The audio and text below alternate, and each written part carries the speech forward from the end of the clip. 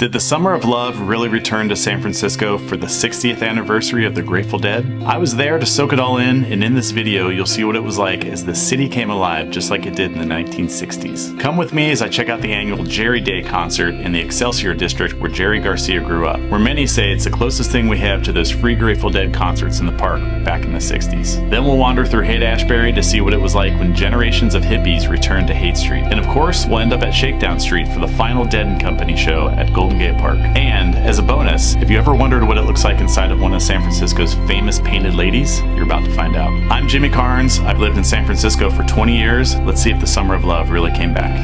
My first stop is to the downtown Excelsior district here. I'm gonna stop at my favorite coffee shop, Excelsior Coffee, and then check out the new Jerry Garcia Street and Jerry's childhood home. Jerry was born and spent most of his childhood here in the Excelsior, where he lived on Harrington Street, which the city this week renamed Jerry Garcia Street in his honor. After the accidental drowning death of his father in 1947, he lived with his grandparents in this house on Harrington, along with a talking parrot named Loretta that his grandmother found walking down the street after the 1906 earthquake. Just around the corner, you'll find a Jerry mural on one of his old childhood hangouts. Central Drug was one of the last businesses from his era, open here since 1908. Jerry used to conceal himself in the corner and read comics in the magazine rack. Sadly, the owner just retired and Central Drug recently closed for good. My next stop is Jerry Garcia Amphitheater for the annual Jerry Day concert, and this is in McLaren Park. I've been hiking up the hill, I'm tired, but I could have tried to drive up here, but parking's gonna be an absolute nightmare, so I just walked up from the Excelsior district. It's only like 20-30 minutes, something like that. It's nice up here too. McLaren Park is actually the second biggest park in San Francisco. It's kind of a hidden gem out of the way on the southern end of the city. First biggest park is Golden Gate Park, of course. And it's beautiful out here. They've been doing a lot of work maintaining the trails and kind of fixing up the park. It used to be a little bit overgrown, but now it's starting to look really nice. And I can just hear in the distance the soothing sounds of the Jerry Garcia band with Melvin Seals.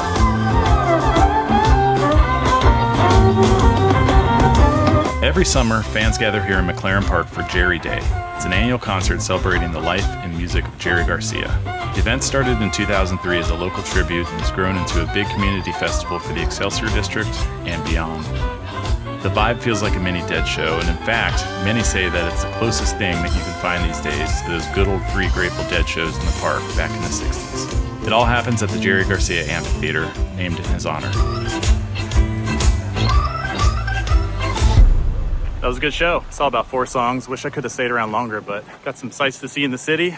Some other things to do today. I gotta hike back up the hills. Back in my automobile. Now I'm heading from the Excelsior district to probably like the lower Haight. My first destination is the historic Painted Ladies because I have tickets today to tour one of them because the artist Finch is doing an art show in the Pink Painted Lady. And so this is a super rare opportunity to actually go inside and see what the inside of one of these beautiful Victorian houses looks like. I actually mostly know what these look like because I lived for 10 years in the lower Haight in a 1880s Victorian house that was very similar to the Painted Ladies, but still it'd be very interesting to see and show all of you what it looks like inside of a Painted Lady. However, I'm concerned that Alamo Square, where the Painted Ladies are, is a very, very touristy, popular area. Long story short is I'm afraid there's going to be a long line to get in. Made it to the lower Haight. This is my old neighborhood, so I know some secret parking spots. I just have a feeling parking's going to be crazy with everyone in town. So I am a little bit far away. Maybe grab a bus or an Uber or something. Often called the most famous houses in America, the Painted Ladies are a row of colorful Victorian homes known for their bright colors, ornate details, and skyline backdrop. Built in the late 1800s, they survived the 1906 earthquake and have been featured in TV shows like Full House. Definitely one of San Francisco's most iconic and photographed landmarks. Made it to the Painted Ladies, Alamo Square. It's not nearly as crowded as I thought it would be. I thought there'd be like a line to get in, see if there's any kind of a wait. This Painted Lady, often called the Pink Painted Lady, was owned by multiple families since it was built in 1895 and eventually became a rental unit and fell into disrepair. In 2020, Leah Culver purchased the house and her husband, the artist Finch, attempted to restore it. Progress stalled due to COVID and San Francisco's notoriously complex permit process, and the house sat empty for years. But recently they turned the first floor into the Finch Museum. Finch is a well-known San Francisco muralist famous for his honey bear artwork that you can see all over the city. Only the first floor was open, but stepping inside one of the Painted Ladies was still a very rare experience.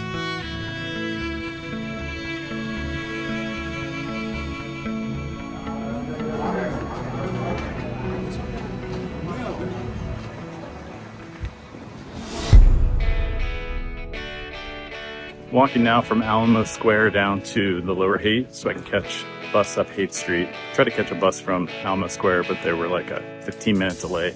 Uni. When I got to Haight Street, I discovered I couldn't catch a bus there either because it was closed for the Lower Haight Art Walk. Well, unfortunately, due to the unreliable Muni service, I don't think I'm going to be able to make it up to Haight-Ashbury to wander around this afternoon. But before I head back, I'll at least try to drive through Haight-Ashbury to see what things look like.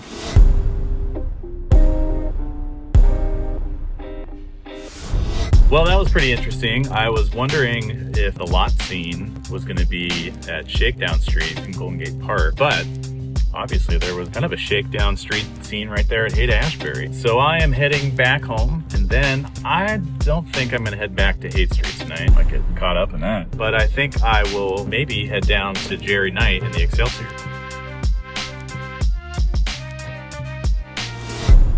Okay, fast forward a few hours and I am headed down now to the Halfway Club in the Excelsior District, which is home tonight to one of the official Jerry Day after parties. They also are live streaming the Dead & Company show from Golden Gate Park tonight. And yeah, maybe have a pint down at my local. By the way, I got all my dad duties done. Wife seems pleased enough to let me go out.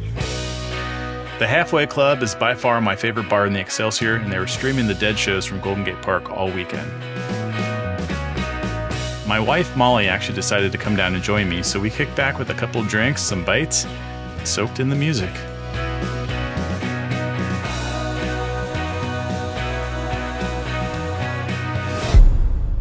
Okay, it's Sunday morning. We've had a slight change in roll call. I was originally going to go with Johnny and Hunter, but Hunter had to drop out last minute, and now Johnny's going to bring his son Flynn with us.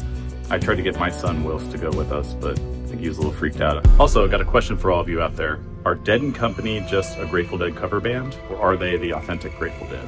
I'll reveal at the end of this video what my thoughts are on this. Here we are Sunday morning, driving Lola to horseback riding lessons at the stables. Lola, would you consider, instead of going to the horse stables today, going to the Grateful Dead concert with me, since we have an extra ticket floating around? No. No? You don't think you'd like it? Just get me merch. Get you merch? What kind of merch should I get you? I have that Teddy Bear Rainbow t-shirt or something like that. Dancing Bears, that's always a good one. So your brother said he doesn't want to go either. Why do you think Wilf doesn't want to go? He's gonna retire. He had a sleepover last night. Sleepover. Do you think he's scared of seeing all the weirdos twirling and dancing at the show? Very weird. Twirling and Yeah, dancing. lots of them. Love you. All right, I'm back on the move again today. This time Molly's dropping me off. It's like, Mom, drop me off at the Grateful Dead concert. Don't do any drugs. Don't do any drugs. So I'm going to stop at Haight-Ashbury and see what's going on there and then make my way into Golden Gate Park. All right, honey. Thank you. Love you.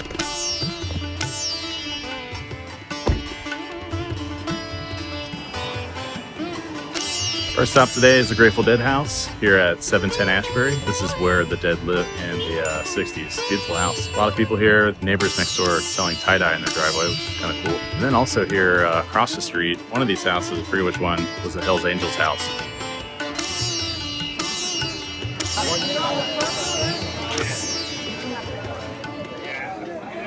Now I'm going to head down to Haight Street, see what's happening. It's 1 block from here.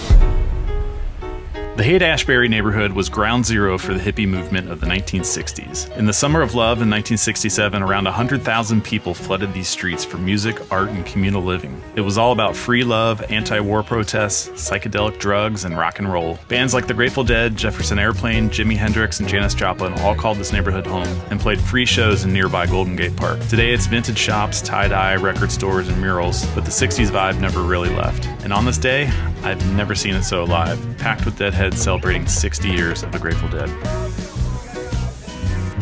The Summer of Love is back, baby. My plan for the day was to hang out on Haight Street for a little while before eventually making my way into Golden Gate Park and eventually the Dead & Company show. I decided to duck into one of my favorite Haight Street bars, Mad Dog in the Fog, for a drink. I somehow managed to snag a seat in the front window and enjoyed some top-notch people watching the crowds passing by on Haight Street. Eventually, I grabbed one for the road and made my way back out onto Haight Street to join the crowds heading towards Golden Gate Park.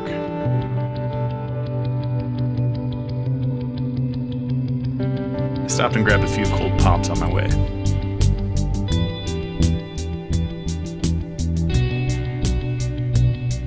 love this tunnel. Just got to Hippie Hill, traditionally a hippie stronghold. Not too crowded today.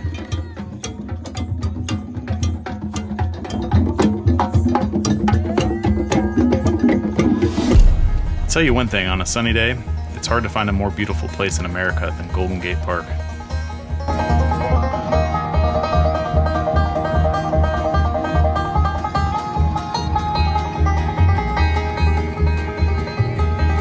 Just got to JFK Drive. A lot of people unaware of the mayhem that's going on here and just enjoying their Sunday in San Francisco.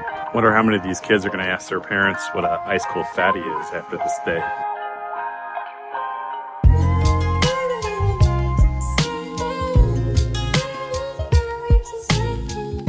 I forget how long of a walk it is to the park here. It's like, I don't know, 2 miles or something like that. It's so beautiful.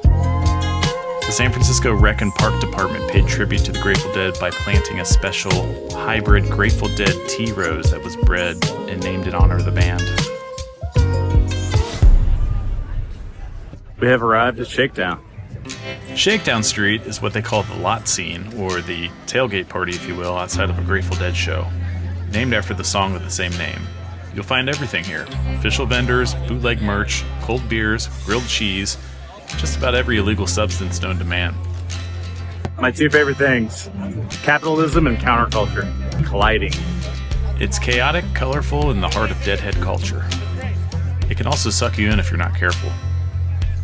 For me, it was a great place just to sit down and watch the wheels go round and round for a few minutes. Watching the people go by.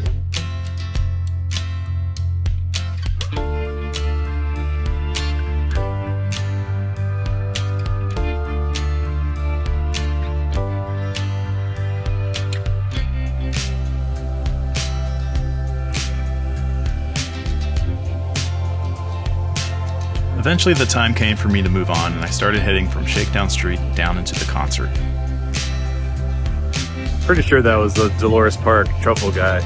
As you can imagine, it's no easy task moving 60,000 people in and out of Golden Gate Park simultaneously, but it was a surprisingly smooth process. Free and clear! The Dead and Company show was at the Polo Field in Golden Gate Park, where the Dead have played many times before. This is also where the annual Outside Lands Music Festival is held. I have friends down there somewhere. Gotta figure out how to get to them.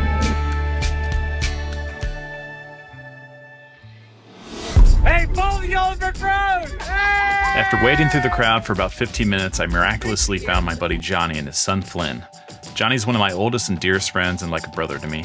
We've seen a lot of Dead shows together, including the 50th anniversary show 10 years ago. After the days-long journey, it was great to see a familiar face in that sea of people.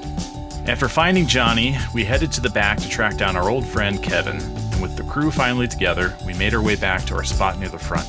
From there, it was all about enjoying the music with the friends who've been on this ride with me for years.